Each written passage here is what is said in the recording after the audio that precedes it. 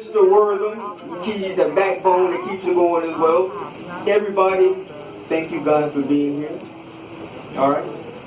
I'd like to, first of all, since this is Women's Appreciation, I'd like to thank my mother. My mother is a poet. She's a writer. She's the one who got me out when I was little. She pushed me out in front of audiences. I was a little kid doing the programs at church and reading the speeches and all that. Reading. She's the reason I'm so comfortable up here before you guys right now. So I'd like to thank her. And also, in a writer's life, in an artist's life, we have a muse. And this particular piece is dedicated to my muse. When I first met her, she wouldn't come into my house, and she wouldn't allow me to come into her house.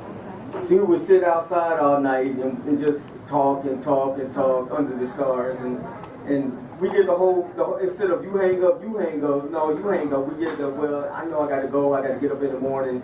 Another hour would pass, and we have, you know, we did that until it was time to go home. Now, one night, I went home, I got to writing. After one of those episodes, I got to writing, right?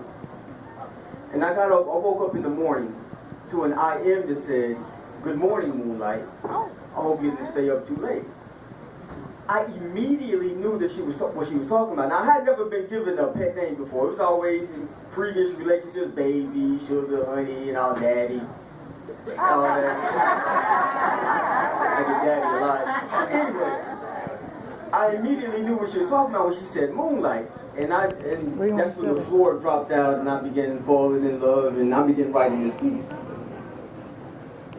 During the wee hours around 1,000 o'clock when the world is quiet is when I like to write. So she calls me Moonlight. Even the crickets in the thicket cannot kick it with me. My lyrics are the sickest round 2:45.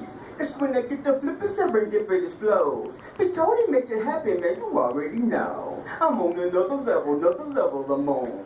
I turn a funky poem to a funkier song. Conversing with the universal version from a bumper shirt. Alicia's gonna love this at J. Pearl when I spit this verse. Did you say her name? Yes, I did. Those are the things that I think about as I walk about my mama's garden with the moonflowers in my imagination. I'm in full bloom. And I can finally unguard and unharden my heart and tend to the scars left by far too many reasons for I'm sorry's in early tunes. The yellow and purple calla lilies are about my mama for Mother's Day. I granted the privilege to be the first to bear witness to the birth of my noontime recitals when no one else is cognizant. They offer me no snaps, no applause, no tips, no scores. They simply give me oxygen. That I may continue to breathe and believe that I can relieve the bereaved of their grieving as long as I am breathing. Through Phetoteisms and wisdom, I attempt to settle life's grievances by articulating reasoning and valid reasons to love beyond fair weather seasons. Even the heathens are sleeping, and creepers have ceased their creeping around 1,000 o'clock where my pen leaks philosophies deeper than a whole legion of Nietzsche and Socrates. Okay, come on. When I want a different perspective on life and the living, I unrestrain my mind frame and leave the land of the same, and I add Coltrane to my game. I spit manuscripts like saxophone riffs. I have a gift, so I have to use it. Phetote Mshairi equipped with mad spits. No resting for the weary or sleep when I'm rich. Yeah. Or as I can make a beatbox and I watch the lemon zest and lavender leaves bop in the wind as I let the beat drop. They be like...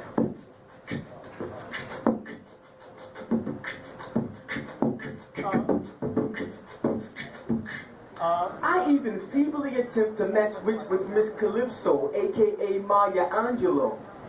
I think about the decades that we were privy to breathe the same air as she, circulating from the Creator's will into her lungs, into the planet, into me.